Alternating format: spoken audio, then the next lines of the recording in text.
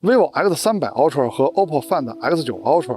本期看点如下，推荐大家仔细去看。他们俩都是近期发布的旗舰机，关注度还是非常高的。那说好了有对比，这不对比就来了吗？而且根据手机的上市时间，那后面的节目呢还会有其他旗舰机的对比。提前关注我们节目，您就能第一时间看到了啊。那说回这两台手机呢，由于它们的主摄光学焦段差距太大了，其實它們就不是一個物種。但是很多朋友還是很關心它倆的不同，那就仔細看後面的對比吧。不過接下來的環節呢，還是攝影環節。畢竟我們節目一直鼓勵大家能參與到攝影中來，不用過分的在意器材的好壞啊。那下面就看看本期的攝影環節有哪些網友的攝影作品入選了吧。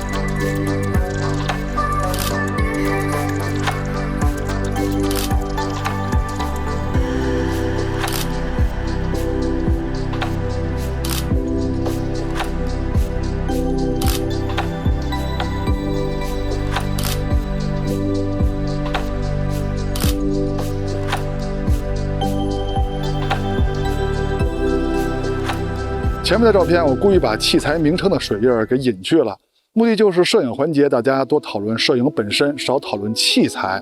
那到了後面的結尾呢，就是總結環節，大家還是能看到很多照片是什麼設備拍的。器材雖然分好壞啊，但是攝影不論器材，能成像的設備都能參與到攝影中來。歡迎收看 ZPH， 別忘了點讚和加關注支持我們。那下面就來看看這兩台設備的表現吧。先說一下兩台手機整體的後攝焦段分布。vivo 這邊是主攝長廣角，還有一顆相當於自己主攝焦段 2.5 倍，相當於其他手機 3.6 倍、3.7 倍的長焦鏡頭。那 OPPO 那邊的後攝就比較豪華了，有主攝長廣角和3倍的中焦，還有一顆10倍的長焦鏡頭。現在是 vivo 的拍攝界面，它默認是以等效焦段來標注變焦按鈕的。14是長廣角，35是主攝，85是長焦，17跟230呢是它推薦的數碼變焦焦段。相機內置了非常豐富的色彩模式，這些色彩模式在人文模式跟錄像模式中都是通用的。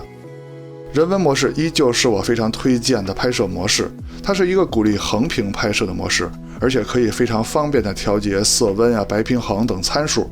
當然你也可以把它當成專業模式來用啊，也可以調節各種細微的參數。雖然說在默認模式下，這台手機輸出的照片是1200萬像素的，但是在風光與夜景模式下，默認的照片是2500萬像素的。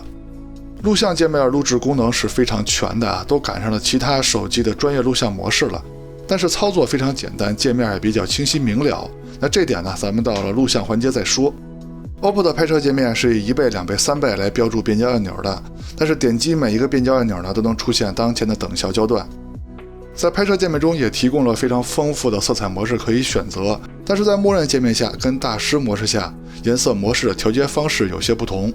現在就是大師模式下的色彩模式選擇方式啊，這個界面呢大家看着應該也比較熟悉啊。那對於 OPPO 而言呢，大師模式是一個非常特殊的模式。首先在默認狀態下，它的成片色彩跟默認模式就不一樣啊，拍攝出來的照片很有感覺，也是我非常喜歡的模式。而且大師模式也可以看成是它的專業模式，也可以調節各種參數。默認的錄像界面功能相對於 vivo 來說比較簡單，但如果你想調節更多的功能或者錄製 log 格式的話，可以去專業錄像模式裡。那麼這點呢，咱們也到錄像環節再說。那前面既然說到了色彩模式，現在看到的就是 vivo 挑了幾種色彩模式放在一起對比啊，其中人文街頭、人文生活、人文質感這些呢，都是在人文界面下才有的色彩模式。當然相機裡邊有非常豐富的色彩模式可以選擇，我挑這4種就是我覺得有點特色的啊，其實我也沒有仔細看，因為如果我要是自己拍呢，就是用默認設置，拍完之後自己調自己修。現在看到的是 OPPO 的默認設置跟大師模式的色彩對比，當然 OPPO 也提供了非常豐富的色彩模式，但是這些色彩模式在默認設置下跟大師模式下呈現出來的色彩又不一樣了。我這裡沒有一一列舉啊，只是展示了默認設置跟大師模式的区別，因為大師模式本身它的色彩、它的影調就已經非常好看了，也是我非常喜歡的模式。那下面就正式對比两台手机在影像、在光学方面的表现了。正式測試前呢，两台手机的系統也都升级到了最新正式版。那麼下面我們還是先從主摄開始聊。從感光器上說呢，這两台手機是一樣的，都是索尼最新的大底2.1像素感光器，但是它们俩最大的区別是视角的不同，也就是等效焦段的不同。這一點決定了这兩台手機從根上就是不同的物種。現在看到的就是兩台主攝的實拍樣片，測試方式呢就是手機的默認設置拿起來就拍。從圖中可以看到，它們在視角方面，也就是在等效焦段的差距是非常大的，根本就没法放在一塊比。不過這點對於普通用戶來說呢還好，因為手機可以滑動變焦嘛，也不用特別在意光學焦段呀、數碼變焦焦段。那如果把两台手机的焦段放在23、24焦段下，這個時候 vivo 這邊就是超廣角的數碼變焦了，可就不是主攝拍的了。那麼這個時候在解析力方面的差別還是非常大的，是 OPPO 這邊的更好。首先 OPPO 的主攝在默認設置下，它輸出就是高質量模式，可以輸出2800萬像素的照片。那麼在解析力方面的優勢當然就很大了。那如果都把主攝放在35毫米焦段，那 vivo 這邊就是光学焦段了， OPPO 那邊呢就是主攝的數碼變焦了。雖然說它是2800萬像素的，但是在解析力方面依然比不過 vivo 的1200萬像素光学焦段。而且 vivo 這邊是可以用風光模式的，這個時候它默認輸出的照片也是2500萬像素的。那這個時候跟 OPPO 那邊的35毫米數碼變焦比呢，解析力的優勢就更大了。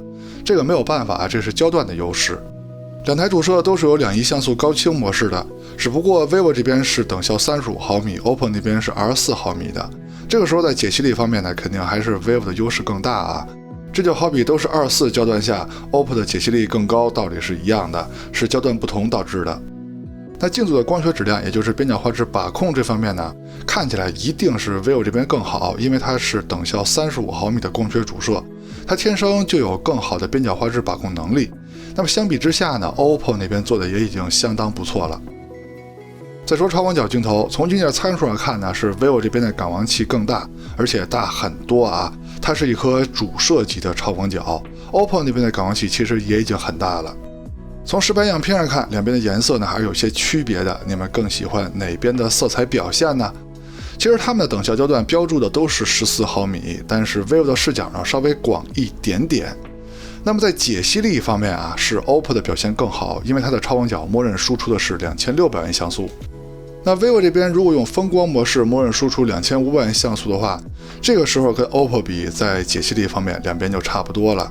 他們兩個超廣角呢都是有5000萬像素高清模式的，這個時候在解析力方面啊是 vivo 的更好，因為 vivo 這邊的硬件畢竟是有優勢的。但是從色彩上說呢，我感覺是 OPPO 的更好啊，只不過色彩這東西呢因人而異，好吃的好玩的好看的這些都沒有標準啊，你覺得哪邊好看哪邊就好。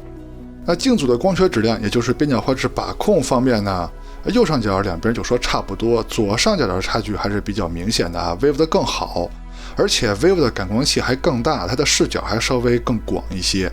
從這方面說呀，是 vivo 的超廣角鏡組光學質量更好。那再說中長焦鏡頭，中焦這塊 vivo 是有一個相當於自己主攝 2.5 倍，相當於其他手機 3.6、3.7 倍的中長焦鏡頭。OPPO 那邊的感光器尺寸是更大的，不過它的焦段呢稍微短一些，是等效70毫米的中焦鏡头。但是長焦這邊啊 ，OPPO 可就厲害了啊，它有一個10倍的光學長焦鏡頭，而 vivo 那邊呢還是那顆 2.5 倍等效焦段85毫米的中長焦鏡頭。那對比樣片呢，先從2倍焦段開始看 ，vivo 那邊呢是相当於自己主攝的 1.4 倍。OPPO 那邊呢就是2倍，它們都是主攝的數碼變焦啊，而且它們現在的焦段也都差不多。但是解析力方面呢是 OPPO 更好，因為它默認輸出的是2800萬像素的照片。那現在呢是一般手機3倍焦段的对比 ，vivo 那邊呢是相当于自己主攝2倍焦段，而且它還是主攝的數碼變焦 ，OPPO 那邊呢是3倍的光學焦段。那這個時候解析力方面的差別肯定很明顯啊 ，OPPO 的更強啊。那如果焦段來到了85毫米 vivo 那邊呢就是光學焦段了，用的就是那顆中長焦鏡頭了。雖然說它的像素是1200萬像素的 ，OPPO 那邊呢是2600萬像素的，但是 OPPO 那邊呢已經是有一點數碼變焦了啊。這個時候在解析力方面是 vivo 的更強。那他們的中焦鏡頭也都是有2亿像素高清模式的 ，vivo 這邊呢是等效85毫米 ，OPPO 等效是70毫米。這個時候在解析力方面呢，依舊是 vivo 的表現更好啊。那如果焦段來到了230毫米 ，vivo 這邊呢就是 6.7 倍的數碼變焦了，而 OPPO 那邊就是10倍的光學焦段了啊。這個時候在解析力方面就沒有懸念了啊，光學焦段的 OPPO 更強。那這裡要說一下 ，OPPO 的這顆10倍光學鏡頭的表現，隨着系統升級進步還是非常明顯的。那之前呢，無論是拍攝人物還是拍攝高亮的景物，都會出現那種高光的描邊啊，就跟描了一圈邊似的，效果不是很好。那經過系統升級，它的改觀非常明顯，無論是拍攝人物還是高亮的景物，都極少再出现這種情況了。可以說，隨着系統升級，進步還是非常明顯的。OPPO 的這顆10倍是有5000萬像素高清模式的。vivo 那邊雖然說在相同焦段下也能拍攝5000萬像素照片啊，但它畢竟是數碼變焦，跟 OPPO 這邊比呢，在解析力方面依然是有差距的。那最後再看一組超长數碼变焦的对比吧，690毫米 ，vivo 這邊呢是相當於自己主攝20倍的數碼变焦 ，OPPO 那邊呢是30倍數碼变焦。這個時候 OPPO 也踏實的輸出1200萬像素照片了啊，也不抖機靈輸出什麼高質量模式了。但是在解析力方面呢，依舊是 OPPO 這邊的表現更好。再說微距拍攝，這兩台手機呢都能用超廣角數碼變焦的主攝焦段來拍微距，也可以用中長焦鏡頭來拍微距。那現在看到的呢就是超廣角數碼變焦到主攝的焦段拍的微距效果啊 ，vivo 這邊的表現更好。現在就是中長焦鏡頭拍攝的微距表现了 ，vivo 那邊呢就是等效85毫米的 2.5 倍光学鏡頭拍的 ，OPPO 這邊呢是3倍的中焦鏡頭拍的。在微距效果方面呢，放大看呢，兩邊差的不算很多，但是解析力方面呢，確實是 vivo 的更好一些，而且顏色也是 vivo 的更好。這兩台手機的長焦微距呢，都可以數碼變焦到230毫米來拍攝。這裡要注意一下 ，OPPO 那邊的10倍230毫米的微距呢，其實也是用3倍鏡頭拍的，它10倍的光学鏡頭呢是拍不了微距的。但是這個時候從效果上看呢，是 vivo 的表現更好。再說前攝，先看前攝自拍的表現，用的就是手機的默認設置，沒有調其他的選項，拍了2個場景。現在這個場景呢是在陽光直射的場景下拍的啊，對於前攝來說的難度還是非常大的。OPPO 這邊在默認狀態下是沒有美顏的 ，vivo 是有輕微美顏的。那對於小姑娘來說呢，我覺得 vivo 更適合她，但是對於我這種17歲的小伙子來說呢，其實都無所謂啊，天生麗質，怎麼拍都行。那麼在陽光直射的場景下，你們覺得哪邊的效果更好呢？現在這個場景就在陰影下了，同樣的還是 vivo 那邊有輕微的美顏 ，OPPO 那邊在默認狀態下是沒有美顏的。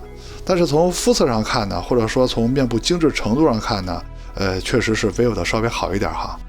現在是前攝錄像的表現，用的也是前攝的默認設置，沒有調其他的選項啊。錄制的過程呢是從陽光下慢慢走到陰影裡邊。那麼在陽光直射下呢，兩邊的表現我覺得都還不錯啊。雖然說在面部美顏方面還是有區別的，但是他們的表現我覺得都可以。不過走到了陰影裡邊之後呢，這個時候我覺得面部的刻畫呀還是 vivo 的更好一些啊。哦，对了，在默認設置下，它倆的視角也是不一樣的 ，OPPO 的更寬廣一些。防抖跟清晰度呢，它們倆算是一個級別的。再說人像拍攝，用的就是手機人像模式的默認設置，沒有調其他的選項，還是選了陽光直射跟陰影裡2個場景。那現在看到的就是陽光直射的場景啊。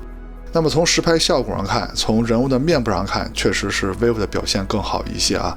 那 OPPO 那邊呢，它在默認設置下依然是沒有美顏的。那這點呢，我還是服的啊，拍人像默認設置居然都沒有美顏。可能他的理念就是為了讓用戶拍完了之後可以更方便的在相冊裡邊或者用第三方軟件修圖吧。那現在這個場景呢，就是在陰影下拍攝的了。從人物的面部表現上看呢，確實還是 vivo 的刻畫更好一些。那這裡就問一下大家啊，你們更喜歡 vivo 這種稍微帶一些美顏的呢，還是 OPPO 那些讓你的後期空間更豐富的呢？再說直出擴張度的表現，那麼這個環節呢就比較簡單了，因為這2台手機的表現都是非常好的。測試手機直出擴張度的表現呢，目的就是为了看手機直出的照片在後期的能力。像這種大光比的場景，看看亮部有沒有過曝，暗部的細節保留怎麼樣，有沒有偏色，有沒有發虛。這兩台手機無論是主攝還是超廣角，在默認設置下的表现都非常好。比如說亮部的树枝與天空的分界呀，暗部的这些細節保留啊，做的都是非常好的啊。无論是主攝還是超廣角，它們的表現都是一流的。當然了，現在呢都是默認狀態。如果你用手機裡提供的各種色彩模式的話，那就是另一回事了。但是如果你要是用色彩模式呢，其實也就是等於直接出片了，也不怎麼需要後期了。哦，对了，这裡要說一下啊 ，OPPO 的大師模式也是鼓勵你拍完之後直接出片的。大師模式有時候亮部會過曝，暗部有時候會壓得比較死，會少一些細節。所以說現在這個環節我們看的都是手機的默認設置的指出表現，他們的表現都是非常優秀的。再看夜景的表現，先看城市夜景的对比啊，這些城市夜景呢也是我們精挑細選的場景，大光比場景，亮部非常的亮，暗部非常的暗，難度也是挺高的啊。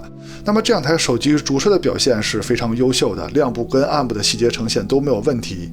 但是到了一些難度比較高的场景，肯定有人也看出來了，超廣角在亮部細節呈現方面 OPPO 是不如 vivo 的。